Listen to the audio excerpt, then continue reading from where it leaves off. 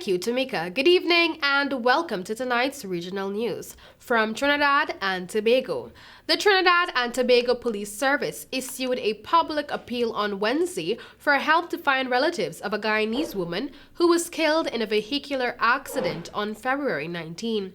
The woman, identified as Gangadai Kishore, was walking along the Triguanas main road near Williams Plaza when she was struck by a vehicle. The car which struck Kishore was involved in a vehicular accident moments before, and the impact of the crash pushed the vehicle into her.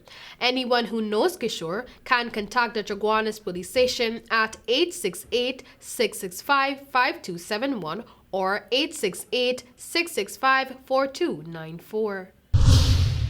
Venezuelan Foreign Minister Jorge Arrezas said Isabel Brilhante had 72 hours to leave the country. Venezuela expelled the head of the European Union's delegation in Caracas. The foreign minister announced on Wednesday in response to fresh sanctions imposed by the EU. Speaking on national Venezuelan television, Arrezas said Isabel Brilhante had 72 hours to leave the country.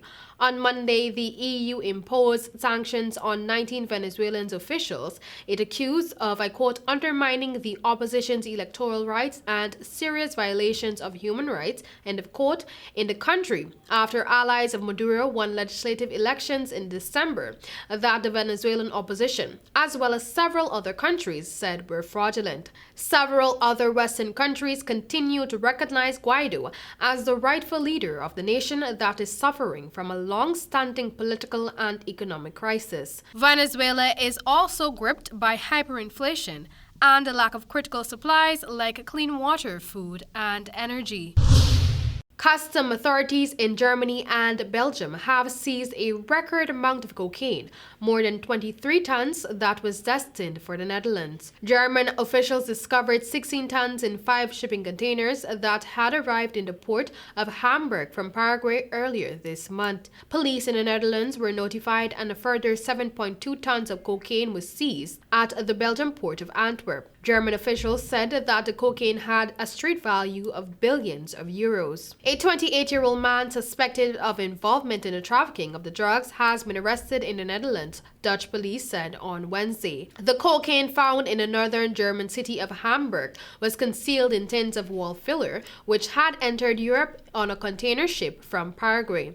In August 2019, custom officials at the port of Hamburg seized about 4.5 tons of cocaine from a shipment that was listed as soybeans. Officials said that at that time, the haul could have been worth up to 1 billion euros, depending on its purity.